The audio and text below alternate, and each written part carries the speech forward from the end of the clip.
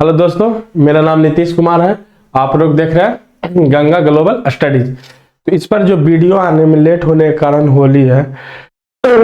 होली में ये हुआ था कि मतलब होली खेलने के दरमियान कुछ हल्का सा ठंडापन लगा, सर्दी हुआ, फिर गला में बहुत ज्यादा खराश हुआ। अभी भी गला में खराश है, जिसके कारण वीडियो में आने में लेट हो गया। अब जो आएगा वीडियो, रेगुलर वीडियो अब आपके सामने आता रहेगा। तो आप लोग चैनल पर जाइए और चैनल को ज़्यादा से ज़्यादा लाइक करिए, सब्सक्राइब करिए और नया वीडियो जैसे ही आता है उसको शेयर करिए। और चैनल पर नए हैं तो वीडियो को और चैनल को भी सब्सक्राइब करिए। तो चलिए, पिछले क्लास में हम लोग देखे थे कहाँ तक, मैसूर देखे थे। अंग्रेजों और मैसूर का जो संबंध था उसी को देखे थे। अंग्रेजों और मैसूर का जो संबंध के बारे में यदि हम बात करते हैं तो अंग्रेज जो थे पहले अंग्रेज जो लॉर्ड विलियम बेंटिंक जो था, मैसूर पर कुशासन का आरोप लगा। पहले क्या हुआ कि वहां पर मैसूर बना कैसे इसका हम लोग बात करेंगे। मैसूर जो था विजयनगर राज के एक छोटा मोटा राज था। तो उसको क्या किया, तो विजयनगर राज का स्थापना मैं मैसूर वाला में बताया था। विजयनगर राज की स्थापना हरिहर और बुक्का दो भाई थे, मुगल प्रशासन में वो थे। तो उस समय धर्म चेंज करके वो मुस्लिम हो गए थे, लेकिन जब वो स्वतंत्र हुए तो फिर उन्होंने अपना धर्म अपना लिया और फिर उन्होंने विजयनगर राज की स्थापना किया। हरिहर और बुक्का नाम के दो व्यक्ति ने विजयनगर राज की स्थापना की। जब बुक्का मर गया, हरिहर या बुक्का कोई मरा था दोनों में से, तो दोनों में एक भाई मरा था, दूसरा भाई ने शासन किया था, तो वह मैसूर राज के ही अंदर आता था। तो मैसूर राज विजयनगर के राजा ने उसको एक राज की स्थापना की और वहां को राजा को उपाधि दे दिया। लेकिन क्या हुआ कि निजाम लोग मैसूर को अपने अधीन मानते थे कि मैसूर पर मेरा अधिकार है। निजाम लोग मैसूर को अपना अधिकार में मानते थे। लेकिन जब मराठों का इस पर मैसूर पर बार बार क्या होता था, हमला होते रहता था। लेकिन जब मराठों का वर्चस्व बहुत ज्यादा बढ़ गया और धीरे धीरे मुगलों से भी चौथ सरदेश मुखी लेना शुरू किए, तो मुगलों ने ये अधिकार दे दिया कि तुम जाओ मैसूर से अपना चौथ लेना शुरू कर दो। फिर जब ब्रिटिश शासन आया तो ब्रिटिश शासन में उस पर हैदर अली डिंडीगुला जो तमिलनाडु में, वहां पर फ्रांसीसियों के सहायता से तोपखाना और कारखाना खोलता है और उसी के सहायता से वह वहां के राजा बन बैठता है। लेकिन जब तमाम युद्धों के बाद हैदर अली की मृत्यु हो जाता है, फिर 4 गो मैसूर और आंग्ल मैसूर युद्ध होता है, उसमें टिप्पू सुल्तान की भी मृत्यु हो जाता है। टिप्पू सुल्तान हैदर अली का बेटा होता है, तो टिप्पू सुल्तान की भी अंत में मृत्यु हो जाने के कारण मृत्यु हो जाता है युद्ध क्षेत्र में ही। तब जो मैसूर का जो राज होता है वह ब्रिटिश शासन के हाथों में चला जाता है। फिर ब्रिटिश शासन अंत में क्या करता है, वहां वाडियार वंश का जो पहले से जो था उसी वाडियार बोलता है कि पूरा भारत हमारा है और यहाँ के राजा हमारे पैरों में है। तो हम इसको क्या कर रहे हैं, एक छोटा सा भाग देकर, एक छोटा सा बच्चा था उसको राम जन्म या कोई था, नाम भूल रहे हम, तो उसी को राज देकर वाडियार वंश के राजा को, वाडियार वंश के ही राजा को फिर से वहां पर गद्दी पर बैठा देता है अंग्रेज। तो यहां तक हम लोग मैसूर को देखे थे। अब हम लोग देखेंगे आगे चल के इसी में सिख को देखेंगे, सिख धर्म को देखेंगे। सिख धर्म का हम लोग यदि बात करते हैं तो सिख धर्म में महाराज रणजीत सिंह का नाम आता है। सबसे पहले तो गुरु नानक देव जिन्होंने सिख धर्म की स्थापना की थी। फिर गुरु गोविंद सिंह का नाम आता है, गुरु तेग बहादुर का नाम आता है, अर्जुन देव का नाम आता है। बोला जाता है कि महाराज रणजीत सिंह अपने समय के विश्व के, मतलब उस समय भारत के सबसे ताकतवर सेना उन्हीं के पास था। लेकिन तब भी वह अंग्रेजों से सामना नहीं करना चाहते थे। ये नहीं कि डरते नहीं थे, वो चाहते थे क्या कि यदि हम लड़ेंगे तो दोनों को क्षति होगा। जब दोनों को क्षति होगा तो समझौता करना होगा और समझौता में कुछ ना कुछ उनको देना ही होगा। इसलिए वह अंग्रेजों से सामना, मतलब क्या, डायरेक्ट युद्ध करना उतना सही नहीं समझते थे। जहां पर ही थे वहां पर अच्छे से अपना राजपाट कर रहे थे। कौन, महाराज रणजीत सिंह। तो महाराज रणजीत सिंह के बारे में फिर इसमें पढ़ना है। फिर हम लोग पढ़ेंगे महाराज रणजीत सिंह मतलब सिख धर्म को बहुत बहुत मतलब उनसे मतलब बहुत उन्नत किस्म के शासक थे और बहुत समझदार शासक थे। वह एक छोटे से मिस्र के, उनके पिताजी छोटे से मिस्र से बढ़कर धीरे धीरे महाराज रणजीत सिंह ने महाराजा को उपाधि धारण किया। फिर वह पूरे पंजाब पर उन्होंने, पंजाब से लेकर लाहौर पेशावर तक उन्होंने क्या किया, शासन किया था। बोला जाता अपने समय के, वो जिस समय में वो राज करते थे उस समय उनसे भारत क्या पूरे विश्व में उस समय शायद उनका विश्व का मतलब उस समय बड़ा सेना था महाराज रणजीत सिंह के पास। तो चलिए हम लोग देखते हैं अंग्रेज और सिख।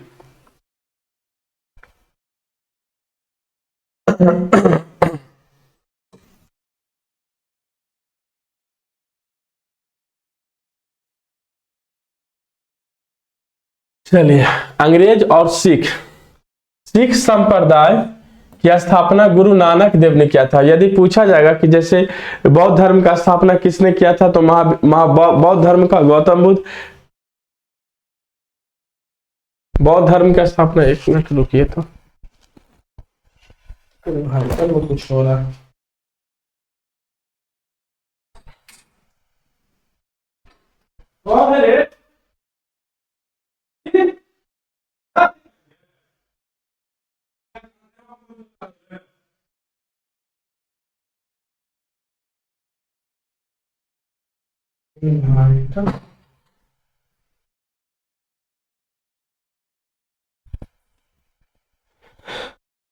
इनवाइटर आवाज कर रहा था। तो बोला जाता है कि जिस तरह से बौद्ध धर्म के संस्थापक गौतम बुद्ध थे, जैन धर्म के संस्थापक महावीर स्वामी थे, तो उसी तरह से गोरखनाथ थे, गोरखनाथ थे, सब अलग अलग संप्रदाय के जो थे। तो उसी तरह से सिख संप्रदाय, मनुष्य सिख संप्रदाय का जो स्थापना किए थे गुरु नानक देव किए थे, जो प्रथम गुरु थे। कौन थे? सिख संप्रदाय की स्थापना गुरु नानक देव जी ने किया था, जो प्रथम सिखों के प्रथम गुरु थे। गुरु नानक के अनुयायी ही सिख कहलाए। जो गुरु नानक देव को माने और उन्हीं के अनुसार वह चले, वही क्या कहलाए? सिख कहलाए। नानक बादशाह बाबर हुमायूं के समकालीन थे। यदि पूछा जाएगा कि जब गुरु नानक देव थे वह किसके समकालीन थे, उस समय भारत में कौन राज कर रहा था, या वह किनके समकालीन के थे गुरु नानक देव? तो उस समय जो बाबर और हुमायूं के वह समकालीन थे। 1796 ईस्वी में नानक को कार्तिक पूर्णिमा के दिन आध्यात्मिक पूर्ण जीवन का आभास हुआ था। मतलब 1796 ईस्वी में गुरु नानक देव को कार्तिक पूर्णिमा के दिन आध्यात्मिक पुनर्जीवन का अभ्यास हुआ था। पुनर्जीवन मतलब ज्ञान। नानक ने गुरु का लंगर नामक निःशुल्क सहभागी भोजनालय की शुरुआत की थी। गुरु नानक ने ही जो लंगर, जो आप जाइएगा बड़े बड़े गुरुद्वार में, जैसे आप पटना चले जाइए, उसमें लंगर की व्यवस्था होगा। पर डे आपको, पर डे क्या करना होगा, पर डे जाइएगा तो मनु पर डे वहां लंगर लगता है। अलग अलग किस्म को खाना खाने के लिए मिलेगा, कभी हलवा पराठा, कभी कुछ तो वह निःशुल्क रहता है। जैसे हम लोग एक बार एग्जाम देने गए थे, कहाँ पर, दिल्ली के साइड, तो जहाँ चांदनी चौक था वहां पर, चांदनी चौक में इनका एक गुरुद्वारा बहुत बड़ा है, तो उसी में हम लोग रात भर रुके भी थे और खाना भी वहीं खाए थे। एक और पंजाब चले जाइए, लुधियाना चले जाइए, उस सगरों तो गुरुद्वारा आपको देखने को मिल जाएगा। तो गुरुद्वारा में आपको इतना है कि यदि आप कहीं पर सेंटर है, आप आसपास में है, तो आप सुबह का खाना वहां खा सकते हैं। एग्जाम जब छूटेगा तो आप तब भी वहां आकर खाना खा सकते हो। वह निःशुल्क रहता है, खाना भी पूरा प्योर वेज रहता है और अच्छा रहता, खाना एकदम स्वच्छ और अच्छा खाना रहता। इसकी शुरुआत किसने किया था? तो निःशुल्क भोजनालय की भी शुरुआत किसने किया था? तो गुरु नानक देव ने ही किया था। लंगर की व्यवस्था गुरु नानक देव ने ही किया था। गुरु नानक ने अनेक स्थानों पर संगत, धर्मशाला एवं पंगत लंगर स्थापित किए थे। गुरु नानक ने अनेक स्थानों पर धर्मशाला, पंगत एवं लंगर स्थापित किए थे। जैसे इसमें देखिए, लंगर में क्या होता है कि लंगर में क्या किया जाता है? फ्री खाना खिलाया जाता है। जब गुरु गोविंद सिंह का प्रकाश वर्ष मनाया जाता है, मानो उनका गुरु, जो सिखों के 10वें और अंतिम गुरु है गुरु गोविंद सिंह, जिनका जन्म पटना साहिब में हुआ है, तो जब उनका जन्मदिन मनाया जाता है, जन्म दिवस मनाया जाता है जनवरी या लास्ट दिसंबर जनवरी में, तो उस समय आज देखिएगा तो इतना बहुत भीड़ रहता है वहां, बहुत राजा राजा आदमी आपका पत्तल उठाने के लिए खड़ा रहते हैं, आपको जूता रखने के लिए रखते हैं। क्यों? सेवा मानते हैं उसको। सिख धर्म में क्या मानते हैं? सेवा मानते हैं। बहुत राजा राजा आदमी रहते हैं, इसमें बहुत सारा ज्यादा फंड दिया जाता है, तब तो मंदिरों में निःशुल्क खिलाया जाता है। बहुत मतलब विदेश से भी जो सिख उख लोग रहते हैं यहाँ पर ही फंड देते हैं, पैसा देते हैं, अनाज देते हैं, घी देते हैं, सब चीज देते हैं। उसी से लंगर क्या होता है चलता। आप भी देना चाहते हैं, आप भी जाकर सिखों को कहीं भी आप मंदिर में दे सकते हैं। इससे देखिए ये सब धर्म का काम होता है। तो स्थापित किया इसने। गुरु नानक के अनुयायी हेतु एक संस्था का कार्य किया गया जहां वे प्रतिदिन क्या करते थे? मिलते थे। तो इसमें तो सिख संप्रदाय की स्थापना किसने किया था? तो गुरु नानक देव ने किया था। और गुरु यदि पूछेगा सिख संप्रदाय का स्थापना गुरु नानक देव, और सिखों के प्रथम गुरु कौन थे? तो गुरु नानक देव ही थे। और पूछेगा कि गुरु नानक देव किसके समकालीन, किस शासक के समकालीन थे? तो बाबर और हुमायूं के समकालीन थे। उनको पुनर्जीवन, आध्यात्मिक पुनर्जीवन कब प्राप्त हुआ था? तो 1496 ईस्वी में। कब? किस माह में? तो कार्तिक पूर्णिमा के दिन आध्यात्मिक पुनर्जीवन का आभास हुआ था। और पूछेगा कि सिखों में सबसे पहले निःशुल्क लंगर की व्यवस्था किसने किया था? तो गुरु नानक देव ने ही करवाया था। तो चलिए हम लोग आगे देखते हैं।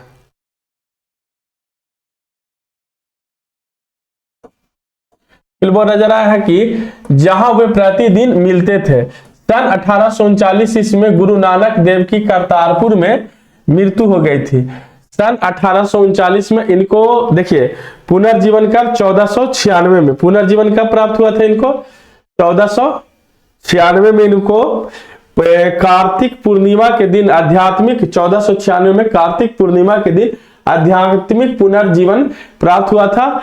और 1839 ईस्वी में गुरु नानक देव की मृत्यु हो गई। कहां पर? करतारपुर में इनकी मृत्यु हो गई। अभी करतारपुर कहां पर ही पड़ता है? पाकिस्तान में पड़ता है, भारत में नहीं पड़ता है। कहां पर ही? पाकिस्तान में। करतारपुर बॉर्डर जो खोला जाता है इनका जब अति हुआ, जब इनका जन्मदिन के तौर पर इनको जब होता है तो उस दिन खोला जाता है। और भारत से बहुत सारे लोग वहां जाते हैं, सिख संप्रदाय का और हिंदू संप्रदाय के भी लोग जाते हैं देखने के लिए। तो करतारपुर कहां पर है? अभी प्रेजेंट में पाकिस्तान में पड़ता है। तो 1839 ईस्वी में गुरु नानक देव की मृत्यु करतारपुर में हो गई। और गुरु अंगद 1539 से 1552 में सिखों के दूसरे गुरु बने थे। गुरु अंगद जो गुरु नानक देव जो थे, गुरु नानक पहला इनका गुरु कौन? गुरु नानक देव, यही कौन थे इनका? संस्थापक। गुरु नानक देव ही कौन थे? संस्थापक थे। गुरु अंगद 1539 से 1552 तक, 1539 में इनका जन्म हुआ और 1552 तक ये क्या रहे? 1552, ये गलत तो नहीं ना है?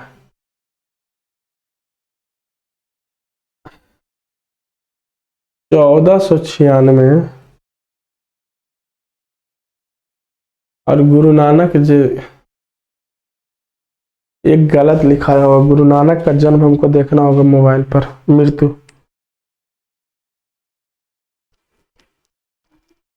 गुरु नानक देव की मृत्यु According to Wikipedia, अपने उत्तराधिकारी की घोषणा करने के कुछ समय बाद नानक की मृत्यु गलती है, वही बोले 1539। हाँ वही तो बोले हम। 1539 ईस्वी में गुरु नानक देव की करतारपुर में मृत्यु हुई थी। यहाँ 1839 मिस प्रिंटिंग के कारण लिखने में बहुत दिक्कत होता है, इस कारण से यहाँ पर दिखा नहीं। 1500 की जगह 1800 हो गया। तो 1539 में गुरु नानक देव की करतारपुर में मृत्यु हो गई थी। गुरु अंगद इनके दूसरे गुरु बने। सेकंड गुरु कौन थे? गुरु अंगद जो 1539 में बने और 1552 तक रहे, सिखों के दूसरे गुरु। इनका प्रारंभिक नाम लहना था। गुरु अंगद का प्रारंभिक नाम क्या था? लहना था। इन्होंने लंगर व्यवस्था नानक द्वारा शुरू को अस्थाई बनाए रखा और गुरुमुखी लिपि का आरंभ किया। इन्होंने क्या किया कि जो गुरु नानक देव ने लंगर की व्यवस्था को शुरू किया था उसको बनाए रखा और उसको अस्थायी कर दिया। और फिर क्या किया, गुरुमुखी लिपि का आरंभ किया। गुरु अमरदास जो इनके तीसरे गुरु हुए, गुरु अमरदास इनके तीसरे गुरु बने 1552 से 1574 ईस्वी में। ये सिखों के तीसरे गुरु बने थे। यदि पूछा जाएगा कि सिखों के पहले गुरु गुरु नानक देव, जो वह संस्थापक भी थे और क्या थे, सिखों के प्रथम गुरु उनका योगदान पूछेगा तो बता देंगे। और फिर गुरु अंगद जिनका प्रारंभिक नाम लहना था और इन्होंने 1539 से 1552 तक सिखों के दूसरे गुरु बने। इन्होंने क्या किया कि गुरु नानक देव के द्वारा जो लंगर चलाया गया था उस लंगर को अस्थायी रखा और लंगर को चालू भी रखा और इन्होंने गुरुमुखी लिपि का भी शुरुआत किया। और गुरु अमरदास जो थे 1552 ईस्वी से 1574 ईस्वी तक सिखों के तीसरे गुरु के रूप में इन्होंने कारभार को संभाला। चलिए फिर हम लोग आगे आते हैं।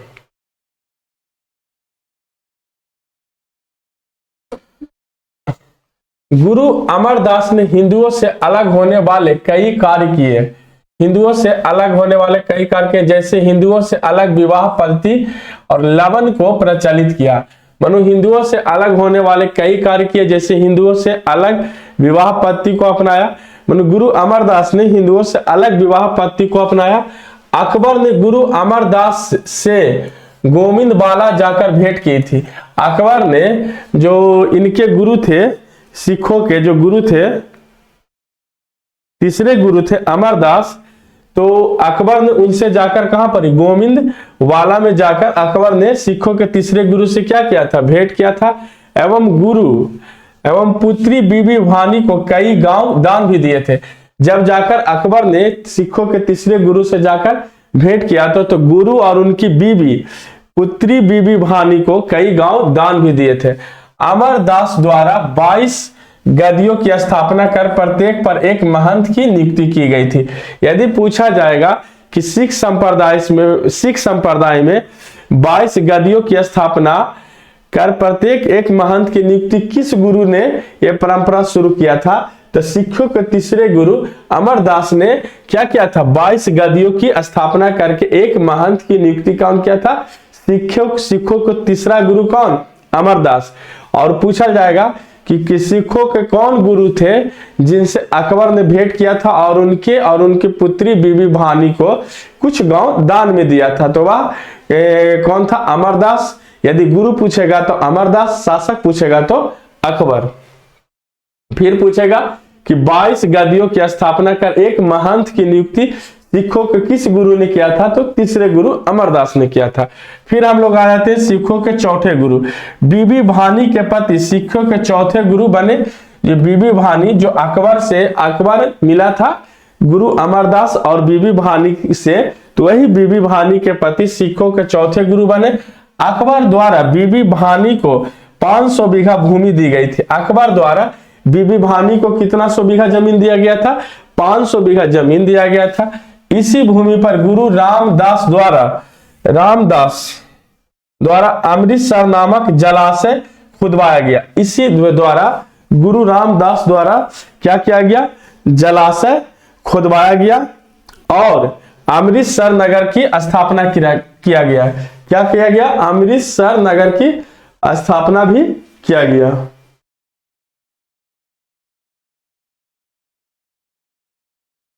तो रामदास ही होगा यार, देखिए बहुत मिस प्रिंटिंग हुआ है। तो बीबी भानी के ही पति जो चौथे गुरु बने और अकबर के द्वारा भानी को 500 बीघा भूमि दिया गया था और इसी भूमि पर गुरु रामदास द्वारा अमृतसर नामक जलाशय खुदवाया गया और अमृतसर नगर की स्थापना भी किया गया। स्वर्ण मंदिर की नींव भी रखी गई। सबसे पहले क्या किया गया कि जो अकबर द्वारा पुत्री बीबी भानी को जो 500 बीघा जमीन दिया गया था, उन्हीं का मतलब पति सिख संप्रदाय के चौथे गुरु बने कौन, रामदास। तो रामदास के द्वारा ही क्या किया गया, अमृतसर नामक एक जलाशय खुदवाया गया और अमृतसर नगर की स्थापना की गई और वहीं पर ही स्वर्ण मंदिर की भी नींव रखी गई। गुरु रामदास द्वारा अपने बेटे अर्जुन को गुरु का पद सौंपा। मानो गुरु रामदास ने अपने तीसरे बेटे अर्जुन को गुरु का पद सौंपा। यहीं से गुरु परंपरा की मानो यहीं से गुरु पद पैतृक बन गया। मानो कहने का मतलब इनसे जो पहले 3 गो जो गुरु हुए थे उनका कोई पैतृक संबंध नहीं था। गुरु नानक देव जो इनका संस्थापक हुए, फिर उनके बाद जो गुरु बने लहना या क्या था, लहना या गुरु अंगद, लहना या गुरु अंगद जो थे वो गुरु नानक देव के कोई बेटे उटे नहीं थे, लेकिन वह दूसरे गुरु बने थे। कौन? लहना या गुरु अंगद सिखों के दूसरे गुरु। फिर सिखों के तीसरे गुरु अमरदास जो बने वह भी कोई लहना से रिलेटेड नहीं थे, जो दूसरे गुरु उनके थे। लेकिन जब रामदास बने पुत्री बीबी भानी के ये पति हुए तो ये चौथे सिखों के चौथे गुरु बने। तो इनका भी अमरदास से ये संबंध था कि ये इनका दामाद थे। तो ये इनका दामाद तो थे लेकिन बेटा नहीं थे, लेकिन दामाद थे। तो लेकिन इनका क्या हुआ, ये इनकी बेटी न बनकर इनका दामाद सिखों के चौथा गुरु बने। और अकबर के द्वारा जो 500 बीघा जमीन दिया गया था, वहीं पर रामदास ने वो 500 बीघा जमीन में एक अमृतसर नाम का एक जलाशय खुदवाया और अमृतसर नगर की स्थापना की। और अमृतसर में ही स्वर्ण मंदिर की नींव वहीं पर भी रखा गया। और रामदास अपने 3 बेटों में से जो तीसरा बेटा हुआ उनको अर्जुन को गुरु की परंपरा मानो गुरु पद को सौंपा। और यहीं से गुरु परंपरा के अनुसार पैतृक बन गया। मानो गुरु का बेटा ही क्या होगा, अगला गुरु बनेगा। गुरु का बेटा ही अगला गुरु पद को क्या होगा, संभालेगा। तो यदि पूछा जाएगा कि किस गुरु के बाद यह पद पैतृक बन गया था, कि गुरु के मरने के बाद उसका बेटा ही गुरु सिख संप्रदाय का अगला गुरु बनेगा। तो चौथे गुरु रामदास के बाद यह पद पैतृक बन गया था। और उनका जो 5वां गुरु बने थे, उनके रामदास के तीसरे बेटे अर्जुन देव 5वां गुरु बने थे। चलिए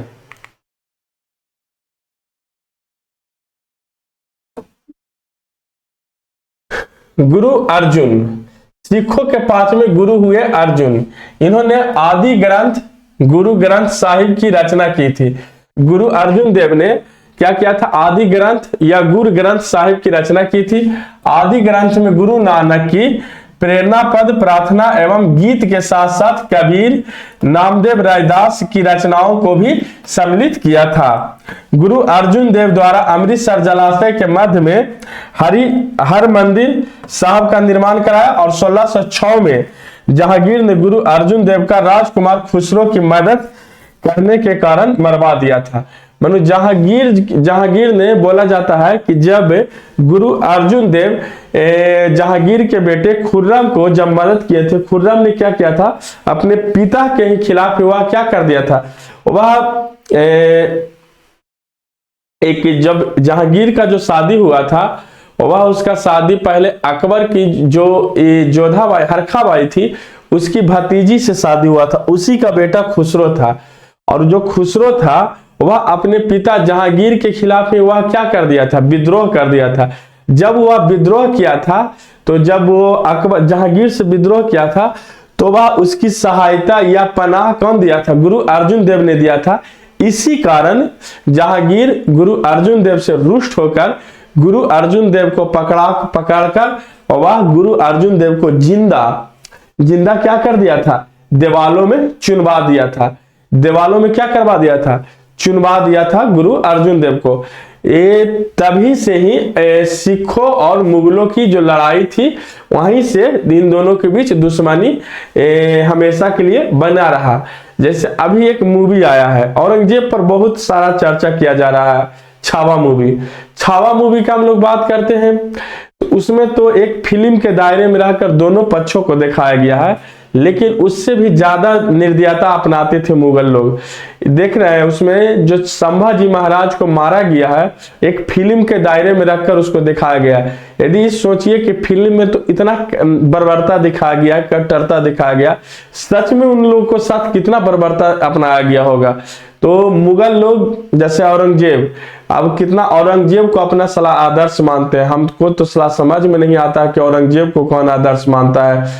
अकबर और मुगल शासकों में अकबर को कुछ मानते हैं, लेकिन अकबर ने भी चित्तौड़गढ़ के जब किला को अपनाने गया था तो वहां पर भी वह नरसंहार ही किया था। बोलता है कि ये लोग पूरे भारत के ऊपर राज किए थे, पूरे भारत के ऊपर राज किए थे। कोई ऐसा भारतीय शासक नहीं था जो हर्षवर्धन के समय तक जो था, जो पूरा भारत को कंट्रोल करता था। जैसे महाराणा प्रताप को जगह नहीं मिला पृथ्वी, ये लोग भाई दूसरे पर उतना अधिकार ही नहीं करना चाहते थे। ये लोग अपने में जहां थे वहीं पर ही खुश रहना चाहते थे। दूसरे के राज्य को हड़पते भी थे तो उसको सिर्फ जीत कर उसी को फिर सौंप देते थे, वो उसके अधीन में नहीं करते थे। सिर्फ क्या कि तुम हमारा अधीनता नहीं, एक बार बोल दो कि हाँ हम तुमसे हार रहे हैं, तुम्हारी बातों को मान रहे हैं, फिर तुम अपने तरीके से राज करो। ये लोग क्या करते थे कि नहीं, तुम हमारी अधीनता को स्वीकार करो, जैसा हम कहेंगे वैसा राज करना होगा। ये सब मुगलों की परंपरा थी। तो यही अर्जुन देव को जहांगीर ने इसलिए दीवालों में चुनवा दिया था कि इनके बेटे खुसरो की सहायता किया था या उनको संरक्षण दिया था। इस कारण से जहांगीर रुष्ट होकर सिखों के 5वें गुरु अर्जुन देव को दीवालों में जिंदा चुनवा दिया था। दीवाल में क्या करवा दिया था, पैक करवा दिया था। फिर इसमें आगे हम लोग पढ़ेंगे, एक मूवी आता है चार शाहजादा, उसमें बोला जाता है कि गुरु गोविंद सिंह के, चलिए आगे पढ़ते हैं फिर पता चलेगा। तो सिखों के चौथे गुरु के बाद जो सिखों के 5वें गुरु बने वह पैतृक पद बन गया। मतलब कहने का मतलब कि सिख का बेटा ही गुरु का बेटा ही सिख संप्रदाय का अगला गुरु बनेगा। तो 1606 ईस्वी में जहांगीर ने गुरु अर्जुन देव को राजकुमार खुसरो की मदद करने के कारण उनको मरवा दिया या दीवालों में चुनवा दिया था। चलिए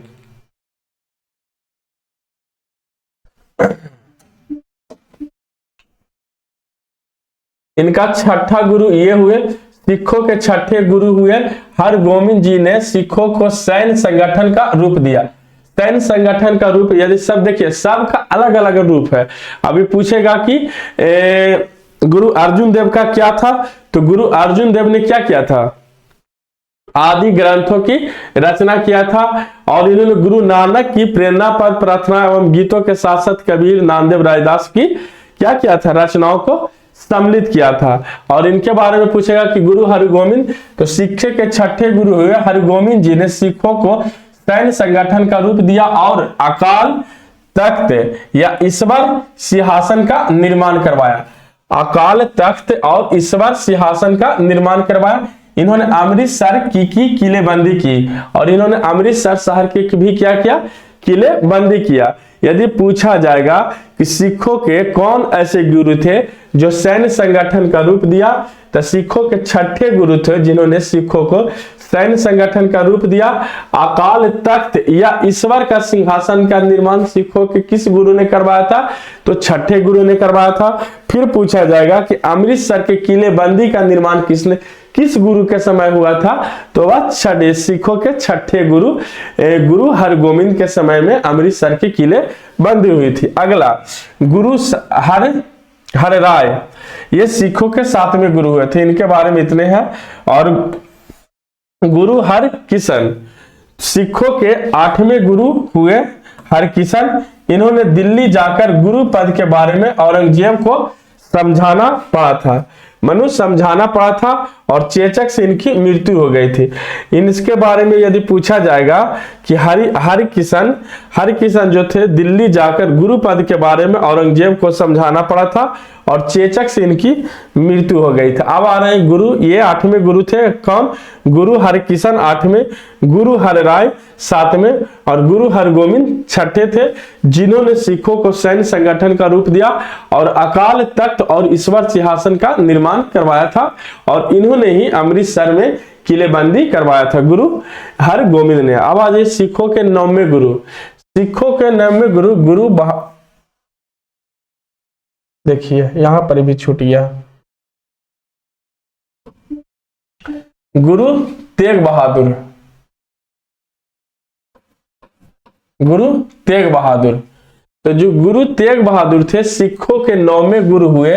इस्लाम स्वीकार न करने पर औरंगजेब ने इन्हें वर्तमान शीशगंज गुरुद्वारा के निकट मरवा दिया था। मतलब गुरु गोविंद सिंह के जो पिता हुए, गुरु गोविंद सिंह का जो पिता हुए गुरु तेग बहादुर, तो ये सिखों के 9वें गुरु हुए थे। और इनको इस्लाम ना कबूल करने पर औरंगजेब ने क्या किया था, इनको वर्तमान शीशगंज गुरुद्वारा जो था उनमें इनको क्या करवाया था, मरवा दिया था। तो ऐसे बहुत ऐसे सिखों के गुरु थे, जैसे हम लोग मान के चलिए इनको गुरु गोविंद सिंह की बात करते हैं तो इनको भी मुगलों ने ही मरवाया था, जो खंजर जो मरवाया था, और खंजर के वो लगने के कारण गुरु गोविंद सिंह की मृत्यु हो गई थी। बंदा बहादुर सिंह को फारूक सियार के समय इनको मतलब उनको दिल्ली बुलाकर उनको नंगा मतलब खींच कर लाया गया। फिर उनको बोला गया कि इस्लाम कबूल करो तो हम तुमको छोड़ देते। जब उन्होंने इस्लाम नहीं कबूल किया तो उनको आंखों में धधकता हुआ सरिया भोंक कर उनका आंख फोड़ दिया गया। फिर बोला गया कि तुम अपने बेटे को भी कत्ल कर दो, नहीं हुआ तो उन्होंने फिर जल्लाद ने उनका बेटा का मारा। तो क्या मिलता होगा साला, हमको तो समझ में नहीं आता था मारने से क्या मिलता होगा। नहीं बताए थे कि जब सिकंदर भारत को जीत कर जा रहा था तो एक साधु क्या बोला था, सुने हैं कि तुम पूरा विश्व को जीत लिए हो और तुम्हारे लिए तो ये आम बात है कि पूरा विश्व जीत लिए हो, तो तुम्हारे लिए तो ये आम बात है जब हम मरेंगे तो ऊपर हम लोग का जो फकीर होते हैं उसका धोती वोती कपड़ा उपड़ा बहुत फटता है, तो ऊपर तो हम इस सुई को नहीं लेकर जाएंगे। तुम बहुत बलवान हो तो तुम तो लेकर वहां तक जा सकते हो, जब तुम हमें मिलना तो ये सुई दे देना, सिलने का काम आएगा। तो सिकंदर बोलता है कि ये कैसे हो सकता है, ऊपर मरता है जो थोड़े कुछ लेकर जाता है। तब वो साधु बोलता है तो तुम किसके लिए ये पूरा दुनिया के मूली काटते चल रहे हो। तो वही बोल रहे हैं कि औरंगजेब चौह ये सब जो शासक था ये सब को मारने से क्या फायदा होता था, यही नहीं कि हम बहुत बड़े शासक हो जाएंगे। अब कोई बहुत बड़ा शासक नहीं। अशोक से लीजिए ना भाई, अशोक जब कलिंग युद्ध को देखा और वहां पर उतना खून बहा तो अशोक क्या किया, वहीं पर अपना तलवार उलवार बिक कर बोला भाग साला कहीं का, युद्ध नहीं करेंगे। वही बोला जाता है कि हम बिहारी युवा हैं जो उगते हुए सूरज को भी पूजा करते हैं और डूबते हुए सूरज को भी पूजा करते हैं। हम वो हैं जो युद्ध छोड़कर बुद्ध को अपनाए थे, मतलब हिंसा को छोड़कर अहिंसा को अपनाए थे। हम लोगों ने समझ गया था कि युद्ध में कोई भलाई नहीं है, इसलिए हम लोग क्या किए, हिंसा को छोड़कर अहिंसा की मार्ग को अपनाए थे। ये बिहार का एक मैडम बकलोल ही कोई जो केंद्रीय विद्यालय में थी वो बोल रहा था कि बिहार को साला देशी से हटा दो तो बिहार हमारा देश क्या हो जाएगा, विकसित में हो जाएगा। उसको पकड़ के पहले जमाओ 2-3 हफ्ता, पता चलेगा कि बिहार को देश से हटवा रही है वो। तो देखिए, तो वही कहने का मतलब क्या कि औरंगजेब ने गुरु तेग बहादुर को, जो सिखों के 9वें गुरु थे, उनको वह क्या करवाया था, वर्तमान शीशगंज गुरुद्वारा के निकट क्या करवाया था, मरवा दिया था। इसलिए मरवा दिया था कि उन्होंने इस्लाम धर्म को कबूल नहीं किया था, इसलिए उन्होंने क्या करवाया था, औरंगजेब ने गुरु तेग बहादुर को मरवा दिया था। अब आ जाइए गुरु गोविंद सिंह, जो सिखों के 10वें और अंतिम गुरु थे। सिखों के 10वें और अंतिम गुरु हुए। इनका जन्म 1666 ईस्वी में पटना में हुआ था और इन्होंने अपने को सच्चा पातशाह कहा और इनका निवास स्थान और शिक्षा ग्रहण स्थान आनंदपुर साहिब एवं कार्यस्थल पवोता था। इनका जन्म कहां पर हुआ, पटना साहिब में इनका जन्म हुआ और इनका निवास स्थान और शिक्षा ग्रहण आनंदपुर साहिब एवं कार्यस्थली पवोता थी। इन्होंने सिखों के लिए 5 काकार अनिवार्य किया, अर्थात प्रत्येक सिख को काम, कथा, कृपान, कच्छ और काल रखने की अनुमति प्रदान की तथा सभी को अपने नाम के अंत में सिंह शब्द जोड़ने को कहा। और बोला क्या कि सभी को अपने नाम के अंत में सिंह शब्द जोड़ने को कहा। क्या बोला, सभी को अपने नाम के अंत में सिंह शब्द जोड़ने को कहा। गुरु गोविंद सिंह ने फारसी में जफरनामा लिखा था। इनके 2 पुत्रों को फतेह सिंह और जोरावर सिंह को सरहिंद के मुगल फौजदार वजीर खां द्वारा दीवार में क्या करवा दिया था, चुनवा दिया था। अब जब ये गुरु गोविंद सिंह के बारे में बोला जा रहा है कि गुरु गोविंद सिंह का जो जन्म हुआ था कहां पर हुआ था, पटना में हुआ था। पटना साहिब में जब उतरिएगा स्टेशन से, कहीं पर भी हो, यदि आना होगा देखना होगा तो जनवरी के माह में आइए, इनका प्रकाश मतलब इनका जन्मदिन मनाया जाता है। तो जैसे पटना जंक्शन पटना साहिब से उतरते हैं तो 5 रुपया या 10 रुपया आपसे लेगा, वहां पर आपको पहुंचा देगा, गुरुद्वारा आपको पहुंचा देगा। तो वहां पर 2 चीज है, पहला तो इनका जो जन्म स्थान है वहां पर गुरुद्वारा बना हुआ या, और इनका एक गुरु का बाग है जहां पर ये खेलते थे। तो दीदारगंज के नजदीक एक इनका गुरु बाग है, वहां पर जहां पर ये गुरु गोविंद सिंह खेलते थे। जिस तरह से हम लोग राम कृष्ण को हिंदू धर्म में भगवान मानते हैं, उसी तरह से सिख संप्रदाय लोग गुरु गोविंद सिंह को अपना भगवान मानते हैं। भगवान मानने का कारण ये है कि इन्होंने अपने गुरु परंपरा के लिए बहुत कुछ किया। इन्होंने अपने 4 बेटों को हंसते हंसते न्यौछावर कर दिया देश के लिए। इन्होंने मतलब इनसे हम लोग को सीखना चाहिए। इन्होंने अपने 4 बेटों को हंसते हंसते न्यौछावर कर दिया देश के लिए। उस समय बोला जाता है कि जब ये आनंदपुर में थे तो जब मुगलों का जो हमला हुआ था तो उस समय इनके पास इनके 2 बेटा थे, अजीत सिंह, भाई अजीत सिंह, और इनका एक और बेटा थे। उन दोनों को युद्ध में भेजे थे, खुद अपने हाथों से सजाकर उनको भेजे थे, और पता था कि ये लोग मुकाबला तो करेंगे। इन्होंने ही कहा था कि एक सिख 1.25 लाख के बराबर होता है। चिड़ियों से मैं बाज लड़ावा ता गुरु गोविंद सिंह नाम का हुआ। बोला जाता है कि चिड़ियों को ये बाज से लड़ाना सिखाते थे, गिद्दड़ों को मैं शेर बनावा। उन्हें बोला जाता है कि गिद्दड़ को भी ये शेर बनाने की हौसला रखते थे।